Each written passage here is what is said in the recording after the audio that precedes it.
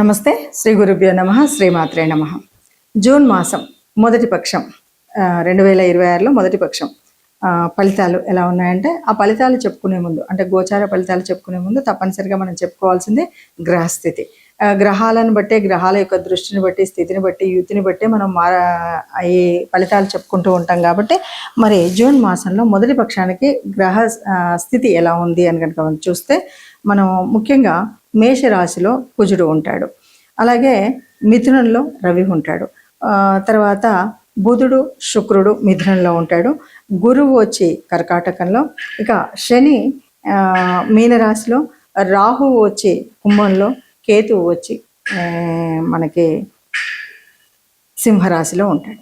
ఇది మనకు కనిపించేటువంటి గ్రహస్థితి. ఇలా గ్రహస్థితి ఉన్నప్పుడు ఒక్కొక్క రాశి వారికి మరి ఈ మొదటి పక్షంలో ఎలా ఉందో చూద్దాం. తదుపరి రాశి మిథున రాశి.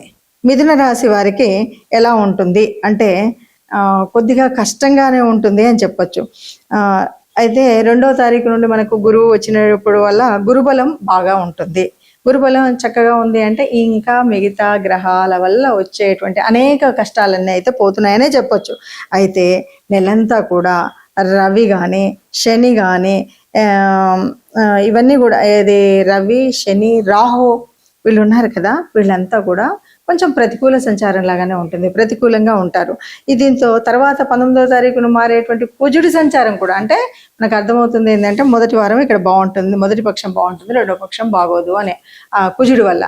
ఇలా మొత్తానికి మాత్రం ఇవి కొంచెం ప్రతికూలమైనటువంటి ఉంటాయి. కాబట్టి ఎక్కడెక్కడ నష్టం వస్తుంది, ఎక్కడెక్కడ ఇబ్బందులు కలుగుతాయంటే ముఖ్యంగా ఉద్యోగం, మరి రవి అన్నారు కదా, ఉద్యోగం వ్యాపారం ఇలాంటి స్థితిలో కాస్త పెట్టుబడి పెట్టేటప్పుడు కానీ, ఉద్యోగం చేస్తున్న స్థానంలో మన పై అధికారులతో కానీ, కింద ఉన్నటువంటి సబార్డినేట్స్తో కానీ సమన్వయంగా ఉండాలి. లేదంటే ఉన్నటువంటి స్థానానికి కొద్దిగా ఇబ్బంది కలిగేటువంటిది ఉంటుంది. చిన్న తరహా రకమైనటువంటి ఏదైనా పరిశ్రమలు అలాంటివి ఉంటే కొంత అనుకూలతనే ఉంటుంది. ఇక ఆరోగ్యము పరిస్థితి మీద కాస్త శ్రద్ధ పెట్టాలి. ఇదేలే చిన్నదే కదా అని అనుకోకూడదు. అట్లాగా ఆర్థిక వ్యవస్థ మీద కూడా కాస్త మనం అంటే వచ్చినటువంటి డబ్బులు ఏదైతే మనకు నెల పొడుగునా సంపాదించుకున్నటువంటి డబ్బులు ఉంటాయో వాటిని ఖర్చు పెట్టుకునేటప్పుడు ఇదే కదా, ఈ చిన్నదే కదా, పిల్లలు అడుగుతున్నారు కదా అని ఇష్టం వచ్చినట్టుగా వ్యర్థంగా ఖర్చు పెట్టకుండా దాన్ని జాగ్రత్తగా ఉంటే మనకు రాబోయే ఖర్చులకు అనుకూలించే విధంగా ఉంటే కాస్త ఆరోగ్య విషయంలో మాత్రం శ్రద్ధ తీసుకోవాల్సినటువంటి అవసరం ఉంది. మనం కొన్నిసార్లు ఏం చేస్తుంటాం అంటే చాలా హనుమంతులను అనుకుంటామో ఏమో, ఏదైనా మనకు శక్తికి మించినటువంటి పనిని కూడా చేపడుతుంటాం. అలాంటి పనులు మాత్రం ఈ నెలలో ఎట్టి పరిస్థితిలో చేయకూడదు. మనకు చేతనైనటువంటి పనుల్నే చేయాల్సిన చోట కూడా ఒప్పుకోవాలి. మనకు చేత కానటువంటిది, మనకు మించినటువంటిది అయినటువంటి దాన్ని ఎట్టి పరిస్థితిలో మనం మన మీద పెట్టుకోకూడదు. ఇది చాలా జాగ్రత్తగా ఉండాలి. ఇక ఎవరితో అయినా పోటీ పడ్డం, వాళ్ళేనా చేసేది నేను కూడా చేస్తాను అనేటువంటి వాళ్ళు కొన్నిసార్లు ఉంటుంటారు. అలాంటి పోటీతత్వం అయితే అస్సలు పెట్టుకోకూడదండి. ఇక దీనివల్ల ఏమవుతుందంటే పోటీతత్వం వల్ల శత్రుత్వం పెంచుకున్న వాళ్ళం అవుతాం, లేకపోతే ఉన్నటువంటి ఆర్థిక వ్యవస్థను దెబ్బతీసుకున్నటువంటి వాళ్ళం అవుతాం.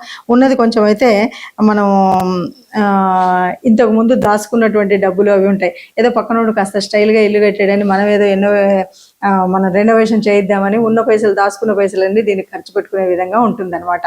అంటే మనం పక్క వాళ్ళని చూసి ఏదో అంటారు చూడండి, పులిని చూసి నక్క వాత పెట్టుకుందని, అలాంటి పరిస్థితులు మాత్రం ఎట్టి పరిస్థితిలో చేసుకోకండి. ఆర్థిక వ్యవస్థను కాస్త నిలువ ఉంచుకునే విధంగానే చూడండి. ఆరోగ్యాన్ని కాపాడుకోండి. వృత్తి వ్యాపారాలలో కొద్దిగా ఇబ్బంది ఉన్నప్పుడు మిగతా విషయాల్లో మాత్రం గురువు యొక్క బలం చాలా ఉంటుంది. కాబట్టి ఒక మంచి చింతనే చేయగలుగుతారు. మనకుండేటువంటి మర్యాద మనకు ఉంటుంది. మనం ఒక మంచి ఆలోచన అయితే చేయగలిగేటువంటి స్థితిలోనే ఉంటాం. కాబట్టి దాన్ని సద్వినియోగం చేసుకున్నట్టయితే తప్పకుండా ఏ కీడు రాకుండా ఉంటుంది. ఇక్కడ మనం కేవలం మన ఆరోగ్య పరిస్థితిని, ఆర్థిక స్థితిని రెండింటినీ జాగ్రత్తగా చూసుకున్నట్టయితే మిగతావన్నీ తప్పకుండా మనం బ్యారేజీ వేసుకోగలుగుతాం. ఇంకా ఏదైనా చిన్నగా ఇబ్బందులు అట్లా అనిపించినప్పుడు కూడా ఏమి ఇబ్బంది పడకుండా చెప్పబోయేటువంటి రెమెడీస్ని మీరు ఫాలో అయినట్టయితే తప్పకుండా అనుకూలంగా ఉంటుంది. చాలా అనుకూలమైనటువంటి పరిస్థితిగానే మనం మార్చుకోవచ్చు. ఎప్పుడు కూడా గ్రహ సంచారం, గోచారం అనేటువంటివి మనం చూస్తున్నామంటే ఇబ్బంది ఉన్నది అంటే భయపెట్టడం కోసం కాదు. ఈ భయాన్ని తొలగించి మనం ఎంతో కొంత మనం దాని నుండి ఈ భయాలు లేకుండా కాస్త హాయిగా జీవించడం కోసం చేసే ప్రయత్నమే అని గుర్తించాలి. ఇప్పుడు మనం పక్ష ఫలితాలు అయితే చూసాం కదా. పక్ష ఫలితాలు చూసినప్పుడు మనకేమనిపిస్తుంది అంటే, సరే ఎప్పుడు ఏ మాసంలో అయినా కొంచెమే కదా తేడా ఉంది అంటే మనకి ఇక్కడ ఒకటి గుర్తుపెట్టుకోవాలి. ఏం గుర్తుపెట్టుకోవాలంటే ప్రతి రాశి యొక్క గమనం ఉంటుంది. అందులో దీర్ఘకాలంగా చెలించేటువంటి రాశులు కొన్ని. ఇప్పుడు శని ఉన్నాడు అనుకో, ఒక రోజులో మారిపోడు, కొన్ని నెలలు అందులోనే ఉంటాడు కాబట్టి ఆ ఫలితం అలాగే కనిపిస్తూ ఉంటుంది, కొంచెం కొంచెం మార్పు. అలాగే రాహు కానీ కేతు కానీ 18 నెలలు అయితే కానీ మార్పు రాదు. అలాగే గురువు ఉన్నాడంటే సంవత్సర కాలం అందులోనే ఉంటాడు. ఇలా ఒక్కొక్క రాశికి ఒక ఉంటుంది. కేవలం నెలలో రవి, బుధుడు, శుక్రుడు, లేదా 45 రోజులకు మారేటువంటి కుజుడు, వీళ్ళు ఈ కొంచెం మార్పు వల్లనే మనకు ఉండేటువంటి మార్పు కనబడుతుంది. మరి మొదటి పక్షానికి రెండవ పక్షానికి తేడా ఏంటి అంటే, మనం అవునన్నా కాదన్నా రవి మొదటి పక్షంలో ఒక చోట అంటే 15 రోజులకు ఒకసారి నెలకు మారుతున్న 15వ తారీఖు మార్పు జరుగుతుంది కాబట్టి మొదటి 15 రోజులు ఒకవైపు ఒకలాగా, రెండవ 15 రోజులు ఒకలాగా కనిపిస్తుంది. ఆ రవి మారినటువంటి వల్ల రవి యొక్క ఏదైతే రవి ఇచ్చేటువంటి కారకత్వాల వల్ల మనకి మార్పు అనేటువంటిది, ఆ చిన్న మార్పు కానీ పెద్ద మార్పు కానీ కనబడుతూ ఉంటుంది అనమాట. రవి ఉన్న స్థానాన్ని బట్టి, రవి చెందేటువంటి మార్పులు బట్టి, అలాగే బుధుడు చెందేసేటువంటి వాటిలో ఈ ఆలోచన శక్తి ఎలా ఉంటుంది ఏంటి అని మనం చెప్తాం. ఇలా చూస్తూనే మనం చెప్పుకునేటువంటిదే ఈ గ్రహస్థితి. మరి ఇలా చెప్పుకున్నప్పుడు మరి అలా చెప్పినా కూడా మీరు అన్నట్టుగా కొన్ని చోట్ల బాగా అనిపించింది, కొన్ని చోట్ల నాకు ఎగ్జాక్ట్గా అనిపించలేదు అంటాం. ఇవన్నీ కూడా మనం ఎందుకంటే ఈ బుధుడు ఇక్కడ ఉన్నాడు కాబట్టి యోజన శక్తి తక్కువ ఉంది, ఆలోచన విధానం తక్కువ ఉంది. ఈ బుధుడు ఇక్కడ ఉన్నాడు కాబట్టి ఈసారి మనకు మంచిగా అవుతుంది. గురువు ఉచ్చస్థానంలో ఉన్నాడు కానీ మీకు అనుకూలమైన స్థితి లేదు కాబట్టి ఆయన ఆలోచించే విధానం లేదు. గురువు ఉచ్చంలో ఉన్నాడు, మీకు అనుకూలమైన గ్రహం కాబట్టి మంచి మేధాశక్తి, మంచి ఆలోచన విధానం ఉంటుంది అని చెప్తాం. అంటే దీన్ని చెప్పేటప్పుడు అలా చెప్పడం వల్ల ఓహో నాకు ఇప్పుడు గురుగ్రహం సరిగ్గా అనుకూలంగా లేదు కాబట్టి నేను యోచించేటప్పుడు, ఎవరితో అయినా మాట్లాడేటప్పుడు, పెద్దలతో ఉండేటప్పుడు నేను ఇలాంటి నిర్ణయాలు తీసుకోవాలని ముందు జాగ్రత్త చర్యగా మనం చేయాల్సిన పనుల గురించి చెప్పేటువంటిది. దానివల్ల ఏవైతే నష్టాలు జరగవలసి ఉన్నవో ఆ నష్టాలు రాకుండా చూసుకోవడం కోసమే మనం ఈ పక్షఫలాలైనా మాసఫలాలైనా చెప్పుకుంటూ ఉంటాం. అది కూడా కాదు లేదు అంటే మనం తప్పనిసరిగా మన జన్మజాతకం, మన జన్మకుండల్లో ఉన్నటువంటి గ్రహస్థితులను ముఖ్యంగా చూసుకుని వాటి ప్రకారంగా మనం ఎక్కడెక్కడ ఏమి ఇబ్బందులు ఉన్నాయో ఒకసారి మీకు నచ్చిన మెచ్చిన లేదైనా మీకు తెలిసినటువంటి మరి జ్యోతిష్యుల దగ్గర చూయించుకుని అలా చేసుకున్నప్పుడు దాని యొక్క ఫలితం శుభంగా ఉంటుంది. అలా కాదు అన్నప్పుడు నెల పక్షాలు చూసుకున్నప్పుడు కొంతవరకు అయితే అనుకూలించే పరిస్థితి ఉంటాయి. వాటితో పాటు చెప్పబోయేటువంటి రెమెడీస్ కూడా తప్పనిసరిగా చేసుకోవాలి. అది చేసుకున్నట్టయితే బాగుంటుంది. ఇప్పుడు మనం చెప్పుకున్నటువంటి గోచార ఫలితాలు ఇవి అందరికీ అన్నీ సరిగ్గా ఇలాగే జరుగుతాయని చెప్పలేం. కానీ ఇందులో మనకు ఏ గ్రహాల యొక్క అనుకూలత తగ్గి ఉందో ఆ గ్రహాలను మనం సానుకూలం చేసుకోవడం కోసం ఏం చేయాలి, అనుగ్రహం పొందడం కోసం ఏం చేయాలి అన్నది ముఖ్యమైనటువంటి విషయం. ఎందుకంటే ఉన్నటువంటి నవగ్రహాలు అందరికీ అనుకూలించేవిగా ఉండకపోవచ్చు. కానీ ఎప్పుడైతే మనం కొన్ని కార్యక్రమాలు చేసినప్పుడు తప్పకుండా ఎలాంటి గ్రహం అయినా తప్పనిసరిగా మనకు అనుకూలంగానే ఉంటుంది. ఈ కార్యక్రమాలు ఏంటంటే తప్పనిసరిగా దాన ధర్మాలు చేయడం, ధార్మిక స్థితిలో ఉండడం అనేటువంటి అతి ముఖ్యమైనటువంటివి. మరి ఈ మాసంలో ప్రత్యేకించి మనం చెప్పుకోవాల్సింది ఏంటంటే గురువు యొక్క మార్పు జరిగింది కర్కాటక రాశిలోకి.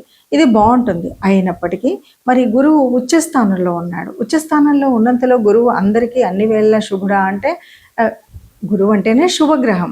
ఎన్నో రకాలైనటువంటి పాపాలని కూడా తగ్గించేటువంటి శక్తి ఉన్నటువంటి గ్రహం గురువు. అయినప్పటికీ కొన్నిసార్లు కొంతమందికి అది అనుకూలించదు. అంటే అనుకూలించినప్పుడు ఏం చేయాలి అంటే చెడైతే చేయదు, కానీ మనం గ్రహం యొక్క ప్రార్థన చేయడం కానీ గురువు యొక్క అనుగ్రహం పొందడానికి ఏమేం చేయాలి. ముఖ్యంగా ఈ మాసంలో చెప్పుకోదగినటువంటిది ఏంటి అంటే ఈ గురు మార్పు నుండి మనం పొందాల్సినటువంటి లాభం ఎలా అంటే మన యొక్క గురువులు, ఆచార్యులు లేదా గురువు స్థితిలో ఉన్నటువంటి వారు, గురు తుల్యులైనటువంటి వారు, తల్లిదండ్రుల స్థానంలో ఉన్నటువంటి వాళ్ళు, తల్లిదండ్రులు, వీళ్ళందరికీ కూడా ఎప్పుడు మనం కావలసినటువంటి సహాయం చేయడం, లేకపోతే వాళ్ళని అమర్యాద పాలు చేయకుండా ఉండడం, లేకపోతే వాళ్ళకి గౌరవాన్ని ఇవ్వడం, ఇలాంటివన్నీ కూడా చాలా ముఖ్యమైనటువంటివి. వీటితో పాటు మనకు వీలైనప్పుడు సమయం దొరికినప్పుడైనా సరే లేదా సమయాన్ని కల్పించుకుని అయినా సరే గురు దేవాలయాలు అంటే మనం రాఘవేంద్ర స్వామి కానీ లేకపోతే దక్షిణామూర్తి స్తోత్రం కానీ అంటే గురు సంబంధితమైనటువంటి స్తోత్రాలని చదువుకోవడం, అలాంటి దేవాలయాలకి వెళ్ళడం, గురుతుల్యుల్ని మనం వాళ్ళకి ఒక మర్యాద మన్నన ఇవ్వడం, ఇలాంటివి కనుక చేసినట్టయితే ఏ ఇబ్బంది రాకుండా ఉంటుంది.